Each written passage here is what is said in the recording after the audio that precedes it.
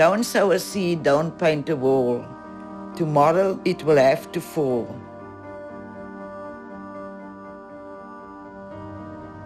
When I come to District 6, I feel very sore, heart sore. It makes me very sad. Our house was on that corner, the house and the shop. It was together.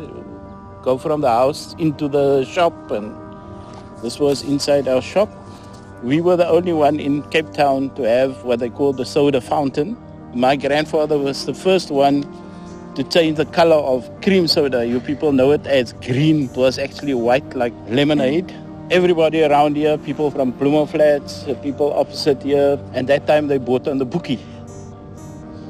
So you used to write it down on a cigarette card. That was the bookie. This was all houses where we're standing at the moment now. People were living here. They were also forcibly removed. We took these photographs as we were driving through, and they were throwing down the buildings, the shop as well, the National Bioscope, where my grandfather used to have a flat. It's still open, vacant.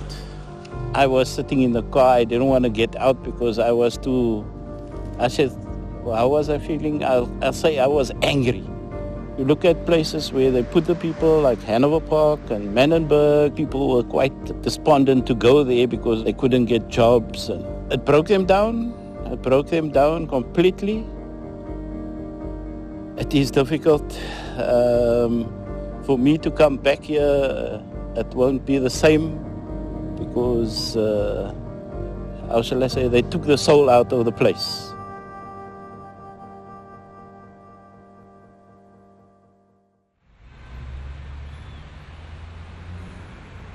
Working in restitution is one of the most amazing privileges. When you listen to the stories of people who have been kicked out of their houses, you have no idea the emotion that it stirs. Today, people will weep. They will sit at my table and they will weep. It is a pain that is complete. It goes down the generations. The effects of it are vast and incalculable. I do remember every brick in this house, every one of it. Standing here, I can tell exactly where every room is in the Which house. was the main bedroom, which was the lounge. It took us 1 year to build this house. Weekends only. Weekends only. I stayed here from 6 years old until the age of almost 30 years old. We had to move because of the Group Areas Act. Colours couldn't stay among the whites anymore. I remember my father getting a letter to sell the house. My mother is actually the one who insisted my father must move because they took pressure on us. The government pressure on us to move. The pressure was on us, you know. Yeah. So my mother couldn't take the pressure anymore. You know, my mother... said to my father, look, let's just sell and move. They were afraid they'd go to jail if they didn't sell to the government. My father never that was the fear politics. My father couldn't read and write. Yeah. He could read a plan to build a house. He can never read and write. Read and write. This is home. It was always home. In my heart, it's still home. I was a student at Michaelis School of Fine Art in the 70s. I actually lived in Kenilworth, so I walked down 2nd Avenue with my Nikon, and I just stood on the corner, and then, within 5 minutes, people were saying hey, what you doing? Come here, take my picture. I think photography can be very exploitative. So what I did was to go back next week with a print and give them the print. And then I got quite well known in the area, and people used to feed me. So the more affluent people would make me these wonderful Malay dishes. And then the poorer people would give me white bread with pilchards. So I'd have a meal, and then we'd photograph. And they'd put their babies on the bed, and I'd photograph the babies. And I'd go to the next room, and there'd be a granny in the bed. And of course, this area was also, at the time, under the Group Areas Act, and people were being forcibly removed. And many of the people I met there were born in those houses. There's one particular image of an old woman with a crucifix hanging off the side of the bed who said to me, I was born in this house, I'm about to die. She was incredibly old. And maybe in a few weeks I'm going to be taken out of here. So there were those kind of things. I don't know how many years later, it was 40 years. It still cuts me up to look at those pictures. I still don't know how we deal with that pain that apartheid caused. This is the house I was born in, number 35 Matthew Road, Claremont. We used to lend sugar. We had a warm relationship amongst our neighbors. I ended up in Mitchell's Plain, you know. Men took it very badly in a sense of, you know, when you come in a different area, especially but you don't know people, you could adapt, you got to protect your family, take your wife to the bus stop, which was almost a kilometer, and you walk through dangerous areas. As a man, you couldn't also allow people to walk over you, and that's how in that areas gangsters formed. My heart was always here in Claremont, and I couldn't settle down wherever I went. I used to come every day to Claremont, walk the streets, and I'm still doing it every day, walking the streets, and memories will come back. I got married in Simonstown at court. My husband was an atheist, he didn't want to get married in church. Living in Simonstown people were wonderful. They were very together. We could see when the fishermen are going to take fish, and the children run down to the beach, you know, and everybody knew each other. And the eviction notice arrived by some old white guy. His name was Mr. Lowe. It was a terrible day. The people was very sad when they used to see Mr. Lowe, because they knew they were going to get papers. And we also got papers, and the heartache grew and so on. The saddest part was when people were starting to move here. And one day I said to my husband, come, let's take a ride and go and see how they're getting on with the houses in Ocean View. So when we got here, these houses were all halfway built, and it was sand and it's terrible. I said, my word, are we going to live in that horrible place? But there was nothing we could do about it. And a lot of our people's furniture couldn't get into those flats. They had to chop it up. The beautiful antique things had to be thrown one side. I used to be very angry before when I started writing. The poem was Fall Tomorrow. Don't sow a seed, don't paint a wall. Tomorrow it will have to fall. Let the dog bark. Tomorrow he will sleep in the dark. Let the cock crow. Let the hen lay. Tomorrow will be their last day.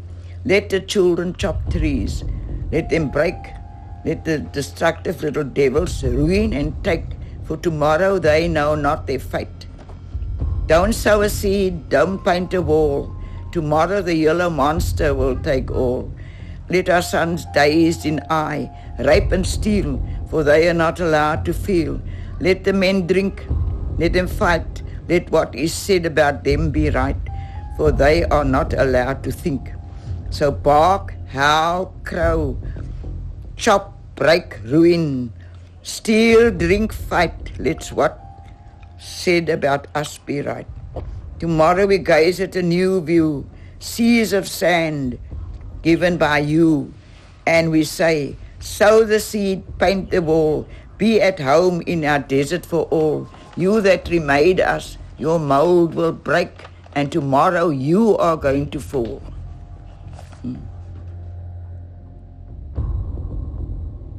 The reality is people don't only need to get their piece of land back or a title deed or financial compensation. They need psychological help. You can't replace where they would have been had they been left alone. I mean, I have no doubt in my mind that the people of the Western Cape, and it is true for the people of the country, that there is a profound sense of loss, a deep, profound depression. For my mom especially, it was very traumatic. When she died, people supposed to call the matriarch of District 6.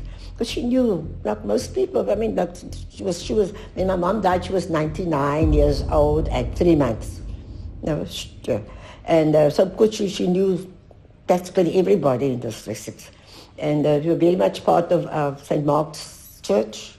We had a community, this big community center. And I always said, I wish we could just have picked it up that community centre and had planted in Hanover Park, we wouldn't have had half of the things that's going on there, Now, our block of sub-economic flats was in a no man's land between, what's this gang's name, the Americans on our side and the ghettos on the other side.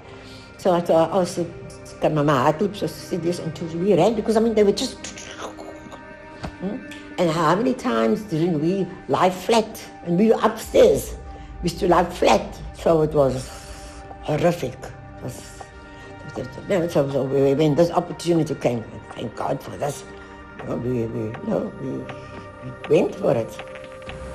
District 6 is a strange phenomenon in the city. It is all present, such a visceral scar on the landscape. And at the same time, in a way, nobody knows what's going on. Everyone agrees that the potential is incalculable given its location and its cultural and symbolic significance.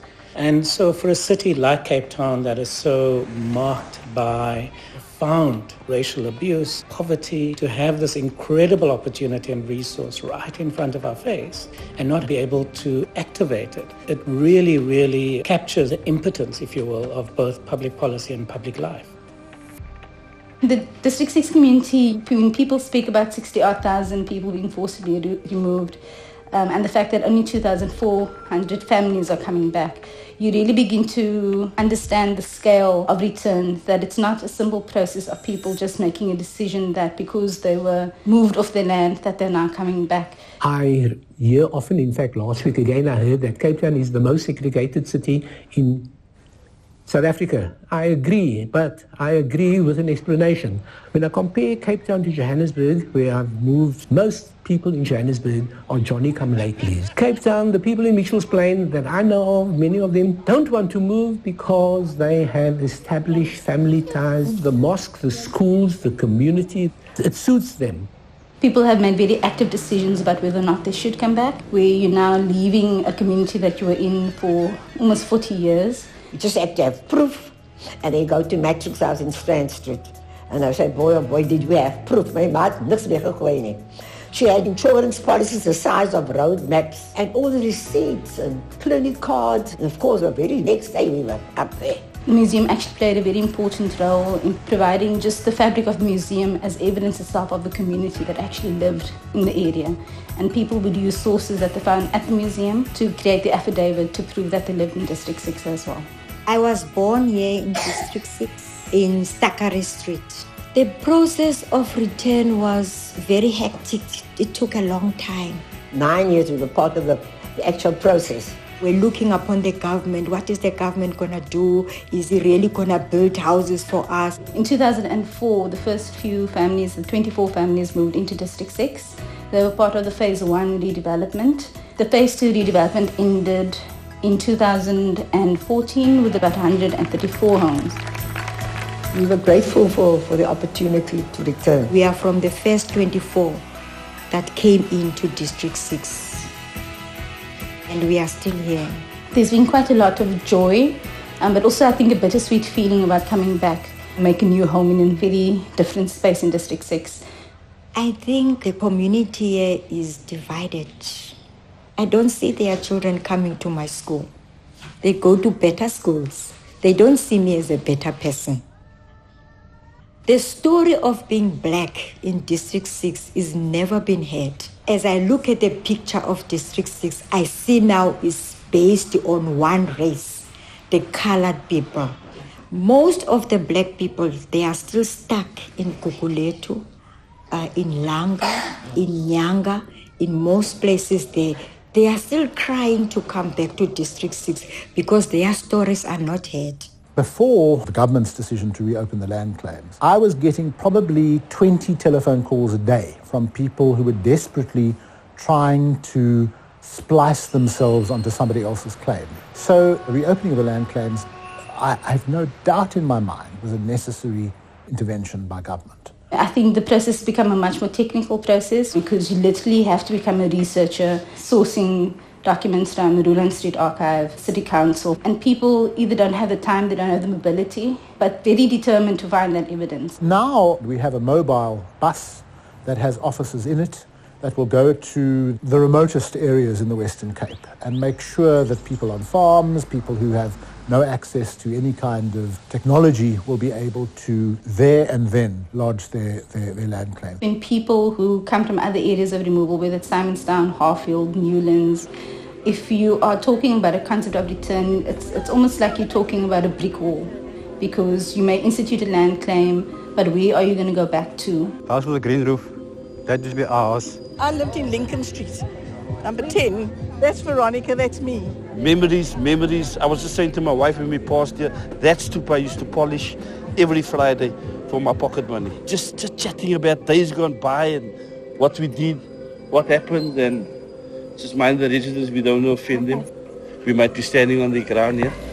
And it's when I really begin to see a real lack in how we deal with restitution in the country generally, is that you cannot account for the fact that new people are living in these homes. I was born in First Avenue, Claremont. I was born in a house called Mount View. This is Mount View. This is the house that I was born in with my 6 siblings. We were all born here. Everything was local. Local schools, local churches. We married the local girls. These were my neighbors. It was Mrs. Adams. Mrs. Wilmot lived there. This here was a sweet shop. We were politicized at home. We were politicized in our community. We always believed we have the right to choose where we wish to stay. And this is what we struggled for all our lives. My sister Lorena bought a house in Surrey Street, Claremont. That was the nicest 5 years of my life. It was absolutely wonderful going back and living in Harfield again. But it was not one of the repossessed houses, because on principle we would never have bought a repossessed house. It is more beautiful, but there is no more atmosphere. Unfortunately, I do not know the neighbors here. I spent 5 years here, and only one lady who lived in the front house, we became friends. I always get excited when I pass Mount View because I had so many happy memories.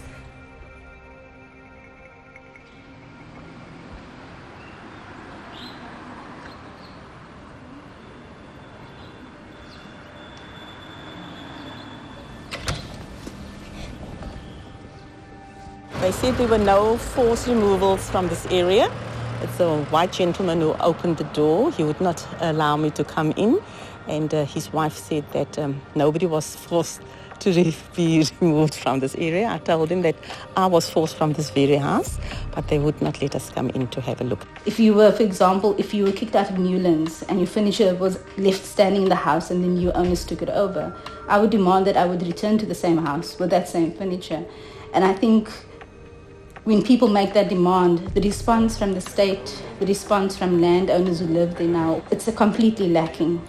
And I think that the responsibility for creating that space where people then are able to make that demand, you're able to have a discussion about what it means, whether it's possible, impossible, that space doesn't exist. I found it rather ridiculous and very amusing that they can be so unenlightened. It seems to me that white people in Cape Town, by and large, are completely underexposed to the realities of life in a township. They have no understanding of it, no sympathy for it whatsoever. It could just be to appease their conscience, because by admitting that this was a place where people were forced, they're admitting that they benefited by it because they paid such little for these homes. I was very well aware of the history of the area when I bought my house. And in fact, I've always considered there might be a land claim. It's been in my mind since the day I bought this house. I think there are more people that are aware of this than one presumes, especially white people. So let's get down to the basics. In fact, I know a lot of people in the area. We pretty much all hang out in the same group here. A lot of people I know are aware of the history of the area. There has no doubt been a high spike in crime in the area. And in fact, it was towards the end of last year, there was a woman in the end of the house, there was a guy in her house, and I could hear her screaming from here, which obviously, unfortunately, one becomes more fearful.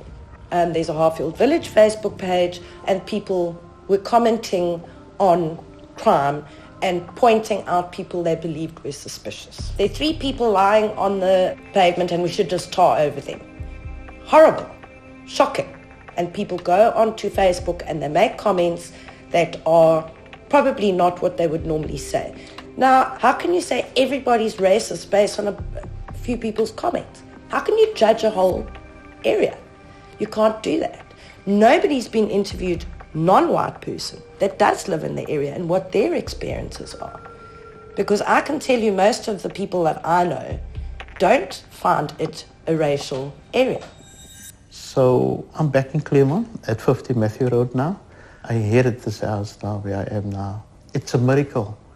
I didn't know if I'll end up one day here, but my desire was to come back. And it was given to me. I feel sometimes very out of place. Yes, I had a couple of bad experiences, such as people wouldn't greet me. They make remarks. What are they doing here? But they don't know the history about this place. I was born here. They took us forcibly and removed us from here. So they don't know nothing. But they look us into our eyes in a different way, color-wise. I've always believed that if there's ever going to be a real crisis in this country, it will start here, because this is where the things are so extreme.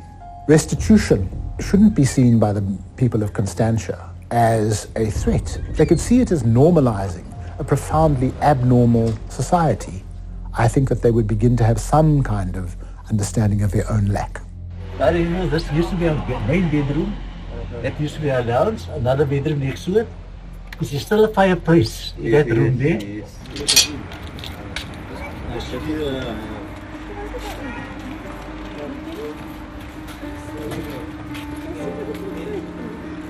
After how many years? Wow.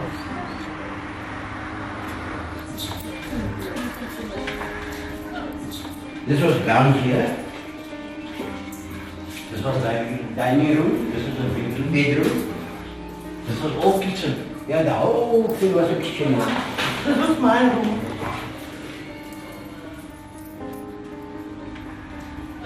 Thank you for letting us. Thank you, sir. Yes,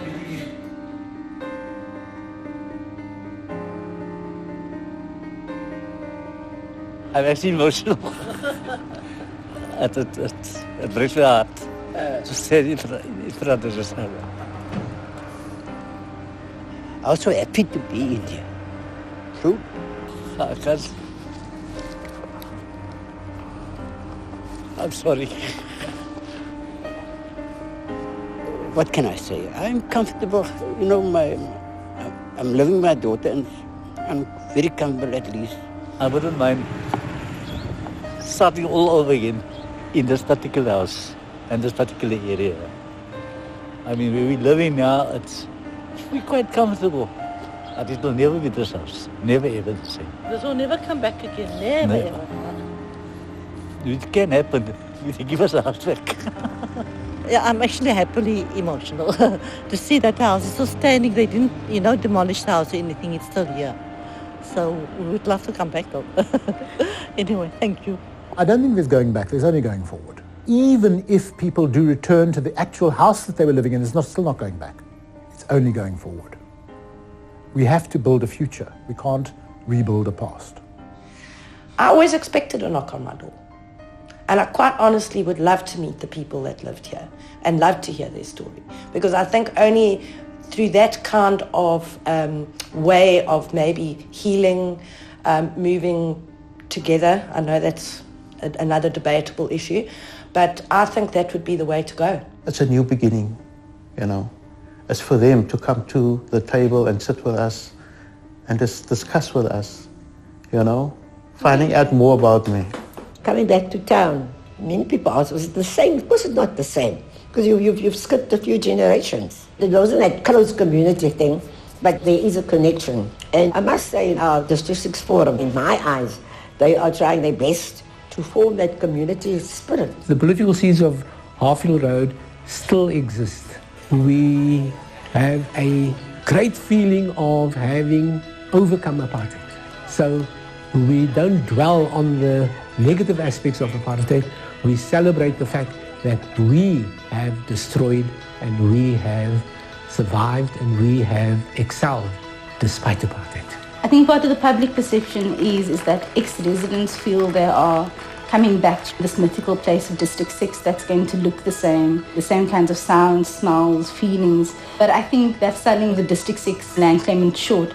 It's not to relive the past in a physical way, but to relive the past in terms of a sense of community. So they understand that in forging bonds with each other, with people they might not know, that they're recreating the spirit of District 6. And that is always what the struggle for District 6 has been.